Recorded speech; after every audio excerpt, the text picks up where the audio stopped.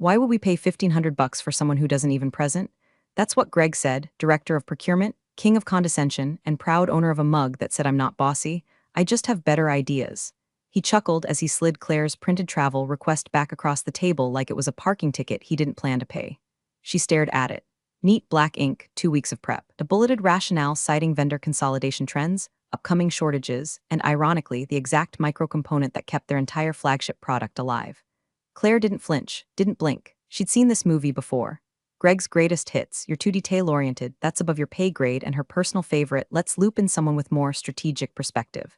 Translation: male, mediocre, and within golf cart range of upper management. She picked up the paper, folded it in half, and nodded. Thanks for the clarity. Then she turned, walked the long beige hallway back to her cubicle, and flagged the denial email in Outlook. It wasn't the cost. Greg once spent $1,800 flying to Omaha to foster synergy with a vendor that turned out to be a glorified middleman with a Wix website. It was about control. Claire had too many ideas, knew too many things, knew where the bodies were buried. As her friend in finance once joked, she wasn't loud, but she was sharp. Dangerous in that way quiet women get labeled difficult when they're just 10 steps ahead. The thing was, this wasn't just any trade show. This was the trade show. The one that happened once a year where every supplier, every startup, every disruptive weirdo with a prototype and a dream gathered like moths to fluorescent lit booths. And Claire knew that the European supplier she'd been quietly cultivating for 18 months, late-night Zoom calls, LinkedIn DMs, even sending their admin a baby blanket when her kid was born would be there. But Greg, he didn't care, because Claire didn't present, didn't grandstand, didn't waste $200K a year inflating slide decks with empty promises and Venn diagrams. She sat down at her desk, cracked open her reusable water bottle, and stared at her screen. Her pulse was steady, her breathing even. She clicked over to her personal Gmail and began typing a new draft to Peter from Helvex Components. By the way, real quick, if you're one of the 97% of folks listening to this story without hitting subscribe, maybe give that button a little love. It helps us a lot more than Greg helps anybody. Thanks. She reread Greg's email again, sipping lukewarm coffee. Not cost-effective for non-client-facing staff. She wondered if that was the same logic behind the new espresso machine in the VP lounge. There was a kind of humiliation that didn't sting anymore, just hardened into something heavier. That slow sediment of being told over and over you're valuable but not valuable enough. Claire wasn't shocked, but she was ready, because here's what Greg didn't know: she had already booked time off. Technically. Family obligation in the HR system. Her flights were on Hopper alerts, her Motel 6 reservation nestled safely in her travel app. She'd packed comfortable shoes and a second pair of slacks. This wasn't rebellion, it was insurance. Claire clicked over to her calendar. The trade show started Friday. She'd be there Thursday night, checked in and invisible. No company name on her badge, no branded polo shirt. Just a woman with a laminated map, a plan, and a very particular interest in a booth numbered 4C17, the booth Helvex had quietly confirmed via DM just last week. She leaned back in her chair, letting the fluorescent ceiling lights hum above her. The email from Greg sat in her inbox, glowing like a little red matchstick. Flagged. She didn't forward it, didn't screenshot it, just left it there. Because someday, when the fallout came, and procurement would scramble to find options that didn't exist anymore, and Greg's panic sweat soaked through his pastel button-down, that email would be her receipt. Claire poured herself a glass of red that tasted like regret and vinegar, $6.99 at the corner liquor store, cork splintered halfway in like it knew this wasn't a celebration. The apartment was quiet, too quiet. She'd left the overheads off, just the glow of the stovetop clock blinking 9:41 p.m., mocking her like a second-hand heartbeat. The rejection looped in her head, unbidden. Why would we pay $1,500 for someone who doesn't even present? She could still hear the lilt in Greg's voice, the smugness tucked behind that casual smirk, like her request had been a cute misunderstanding. Like Claire was a child asking to sit at the grown-up table. She scrolled flights with one hand, wine glass in the other. Red-eye, Thursday night. One stop in Dallas, 4-hour layover, $139.04. Spirit Airlines, no carry-on, no legroom, no problem. She clicked book. Then came the motel.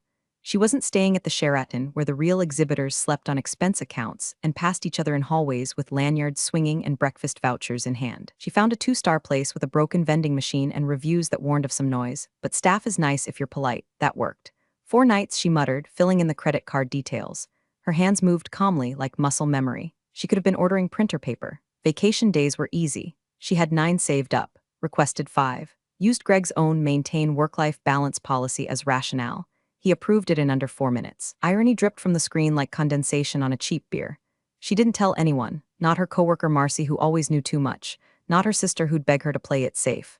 Not even Peter, not yet. Instead, she opened a new tab and started a clean email. Subject line, brief catch-up during Expo. She kept it breezy, professional. She'd be swinging through the trade show informally and wondered if Peter might be open to coffee or a quick booth-side chat. Then she hit send. She sat there, breathing. The room was still.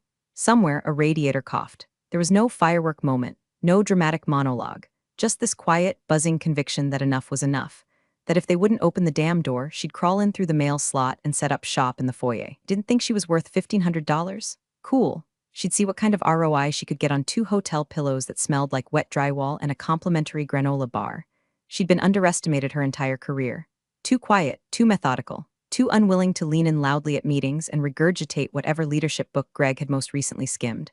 But Claire understood something they didn't. Power wasn't loud. Power moved in silence, with spreadsheets, with receipts, with contracts. Her wine was gone, the bottle was empty. So she rinsed the glass, washed it with lavender dish soap, and placed it carefully in the rack. Then she pulled a small leather notebook from her tote, cracked it open, and wrote 3 things. Flight, Thurs, 11:55 p.m. check bags, early booth 4C17 Helvex, Peter Wright Arrow CEO. Business cards, print temp version, the next morning. She would wake up like nothing happened. Answer emails, review order logs, sit through Greg's 9:30 check-in where he'd talk over her and misquote McKinsey slides. But tonight, Claire Mitchell made a decision. Not loud, not vengeful, just clear and final.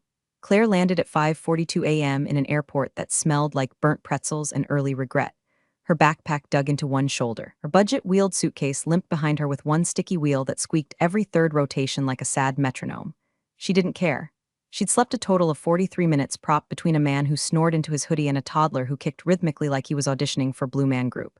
By 8 o'clock a.m., she was standing inside the expo hall, aisle D, foot traffic thick, carpet stiff and unforgiving.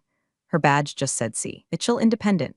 No logo, no lanyard flare, just anonymity and intent. It was a circus of polished teeth and overstretched smiles. Tech salespeople with firm handshakes and paper-thin pitches. Giant banners that screamed revolutionizing efficiency and booths with espresso machines that served more lattes than leads. She moved through it all unnoticed, no branded polo, no clipboard, no name-droppable job title. Just a black notebook, a cheap pen, and eyes that clocked everything. Peter spotted her first, waving from behind a display stand lined with mocked-up PCB components. Claire, he called like she was an old friend, not a wild card who'd just crossed an ocean of bureaucracy to be here. They shook hands, casual but tight. Didn't think you'd actually make it, he said, half impressed. I wouldn't have missed it, she replied, lips curled into a smile that didn't reach her eyes. Offered her a bottle of water and gestured toward a quiet corner near the back of their booth.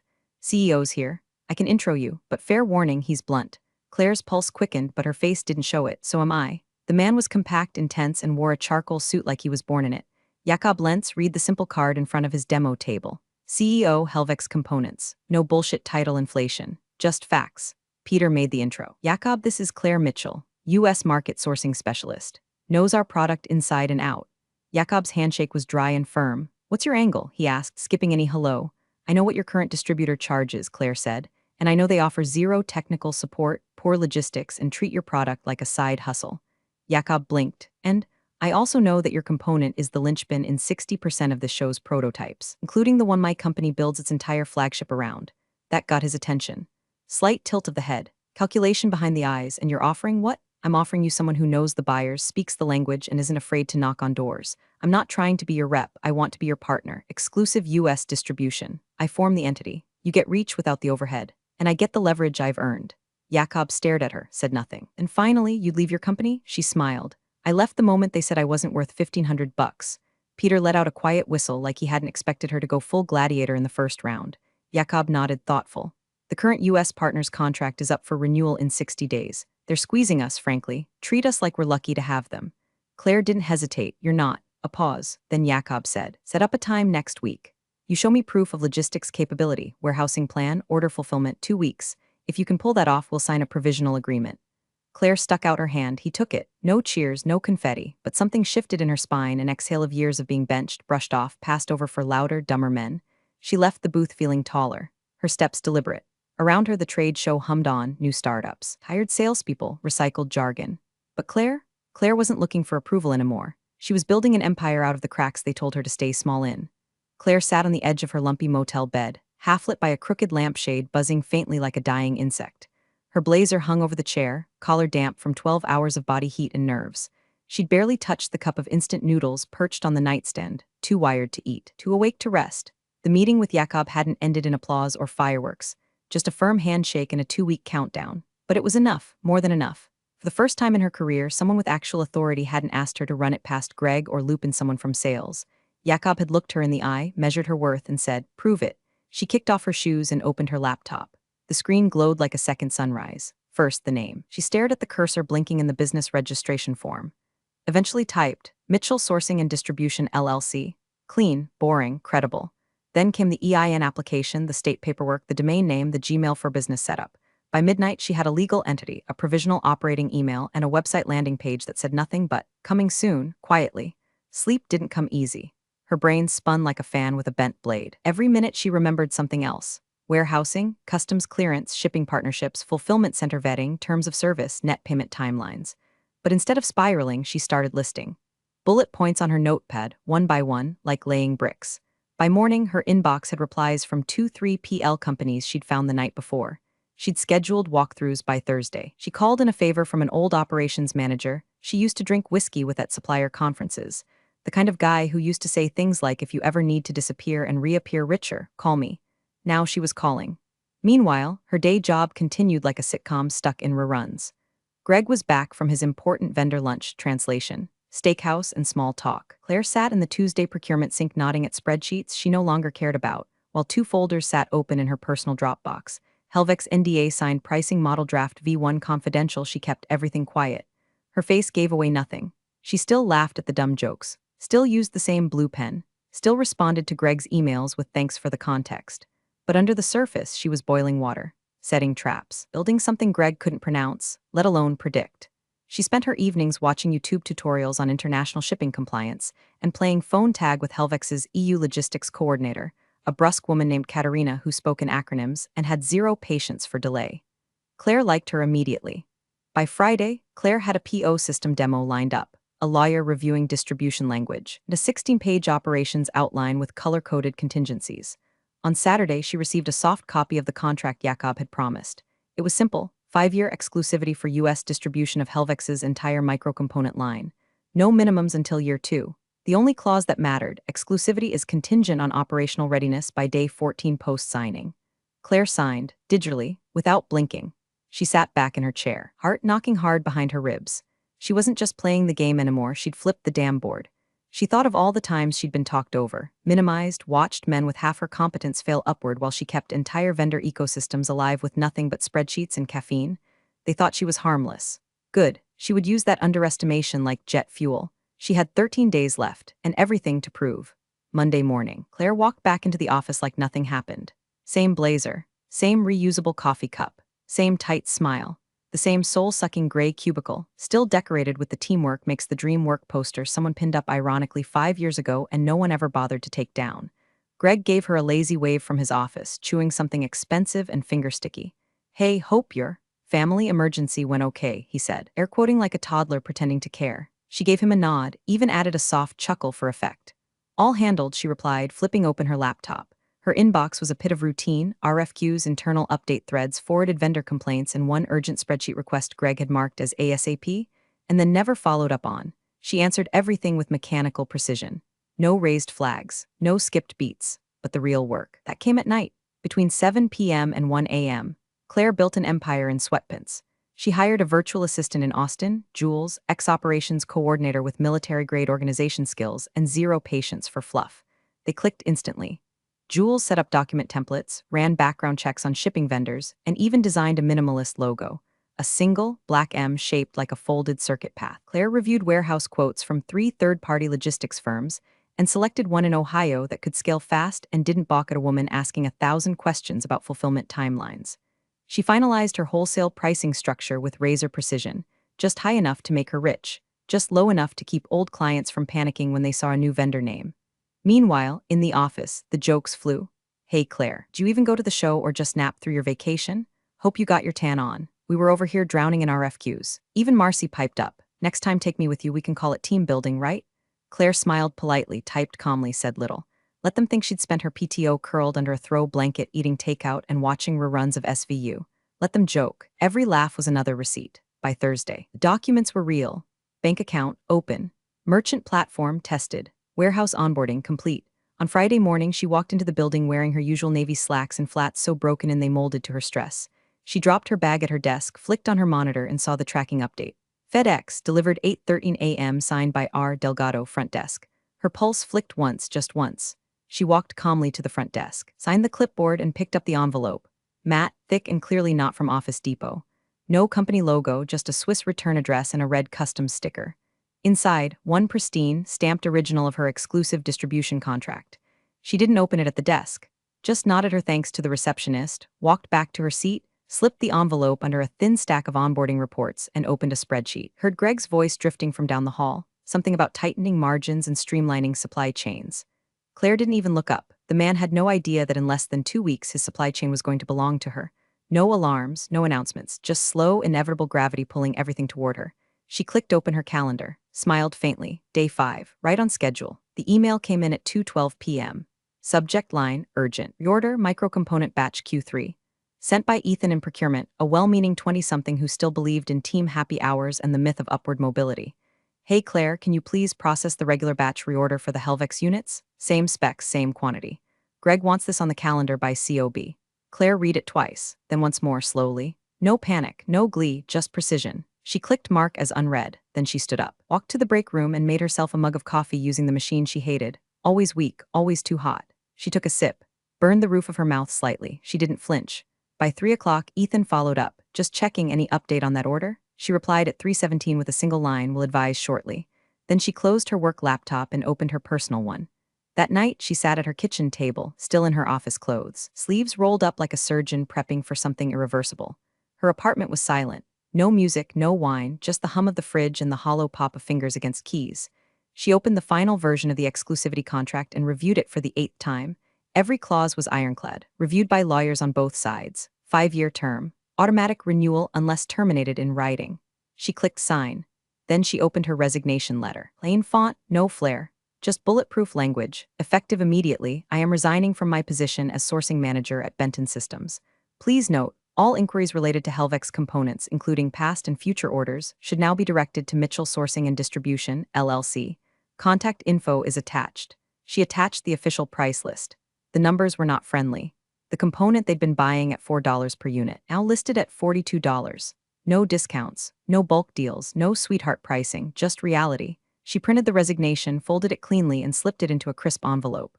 The price sheet went in separately. She left both in her bag. The next morning, Claire arrived before the janitor had turned off the security lights.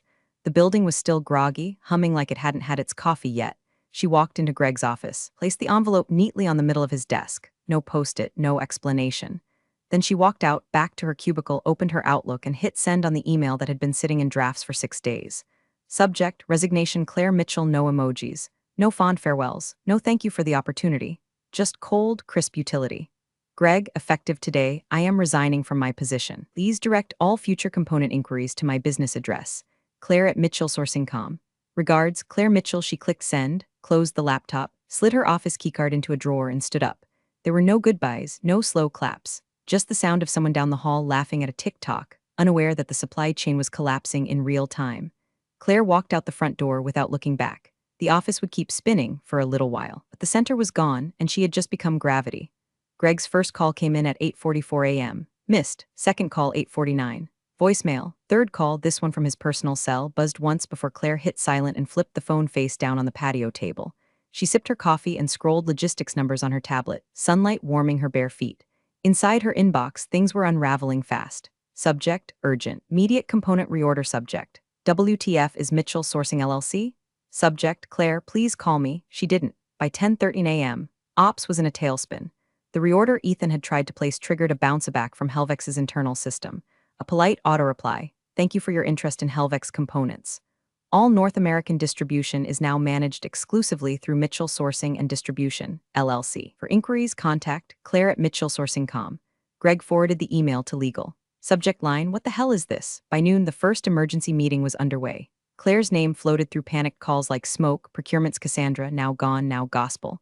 That's when someone dug deeper. And that's when they realized there was no backup supplier. No second source. Because Claire had been quietly sunsetting all alternatives for the last 6 months. Just-in-time inventory tweaks here. Some cost efficiency consolidations there. Every memo she'd ever sent now looked suspiciously strategic. Legal opened the PDF. The exclusivity agreement glared back in 12-point Helvetica.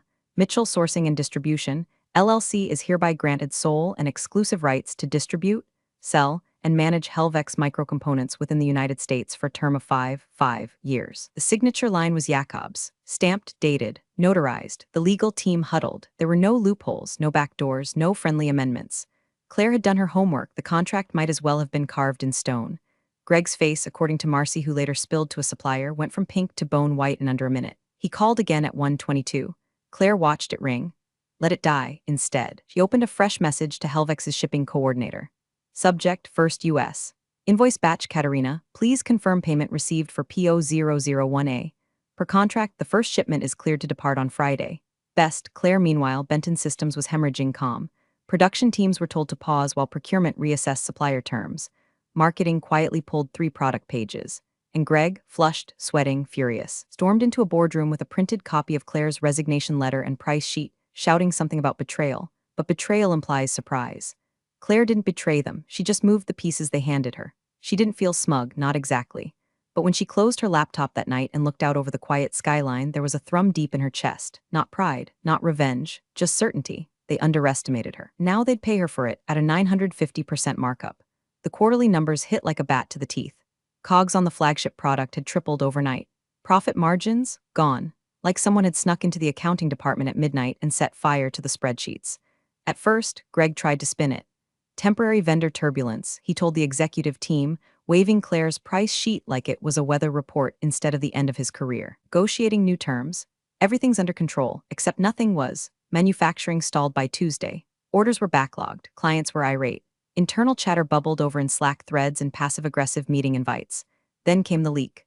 A procurement intern, some 21-year-old who still wore their university lanyard like a talisman, posted a grainy photo of Claire's resignation letter and price list on Reddit. Title, Procurement Queen Quits. Becomes our sole supplier, charges 10x. Honestly, respect. It went viral by lunchtime. The thread exploded with comments. This is my villain origin story. She's him, but make it her. Corporate betrayal turned capitalist poetry. Meanwhile, investors got jittery. 2 pulled out by Friday. 1 issued a statement that included the phrase unacceptable dependency risk created by internal personnel decisions. Translation, y'all screwed yourselves and now we're not funding your funeral. Greg was demoted to Senior Advisor, Vendor Relations, a title so neutered it might as well have been printed in Comic Sans. His mug disappeared from the internal homepage. His email started bouncing a week later. Claire watched it all unfold from her new office, glass walls, real wood desk, a smart espresso machine that didn't belch steam like a dying walrus. She said nothing, until a small industry podcast reached out, The Sourcing Shift, hosted by a soft-voiced logistics consultant with a love for quiet drama. She agreed. The episode dropped Monday morning. 32 minutes in, the host asked, "You regret it?" Claire didn't even pause. "Sometimes," she said, voice low and steady, "you have to lose a job to gain leverage." Then she added, "I didn't burn bridges. I built my own." That quote made it to LinkedIn in 24 hours. Memified, screen printed, stolen by influencers. Benton Systems stock dropped another 12% by Thursday. And Claire, she was already preparing the next shipment.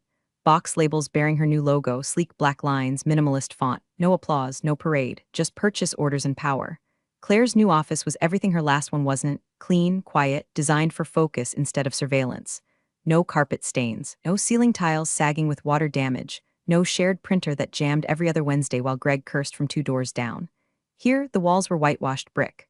1 long window overlooked the Helvex loading dock where forklifts moved with the rhythm of profit. Below, cargo containers lined up like loyal soldiers. On each box, her logo. Sharp, black, unmistakable. Mitchell Sourcing and Distribution, LLC. It looked good in ink. It looked even better in motion. Claire leaned back in her chair, sipping a chilled bottle of water with actual mineral content, not the stale filtered sludge from the 5-gallon jug in her old break room. Her inbox pinged. The subject line hit like deja vu. Urgent bulk quote request Benton Systems from Victoria Delaney, newly appointed Director of Procurement. Claire remembered her. Once a fast-talking junior analyst with too much perfume and a nervous laugh in stakeholder meetings. Now she was doing cleanup duty. The email was long, begging, professionally dressed as strategy. Phrases like potential partnership revival, preferred vendor status, and cost synergies tried to wrap themselves around the central ask like ivy around a tombstone. Translation, please, Claire, give us a discount. We can't afford $42 a unit. Claire didn't hesitate. She clicked reply, typed 1 sentence, and hit send. My prices are not negotiable. No salutation, no sign-off, just the truth. She closed her inbox. Down below, the next shipment was being sealed. 12 pallets, 28,000 units. Paid in full by one of Benton's competitors, an up-and-coming startup that treated Claire like a partner, not a paper pusher. No celebration music played, no confetti fell. But in that moment, sitting in a space she owned, overlooking a supply chain she controlled, Claire felt something rare, closure without compromise. Not vengeance for vengeance's sake, not spite, just the math balancing itself. She stood, walked to the window, and watched as the final container door clanged shut. A clean echo. If $1,500 was too expensive, she thought, they're really gonna hate 42. Then she smiled and got back to work. Big thanks for watching, you sneaky seniors. Subscribe to keep the coffee pot brewing revenge. Your ex-colleagues won't know what hit 'em.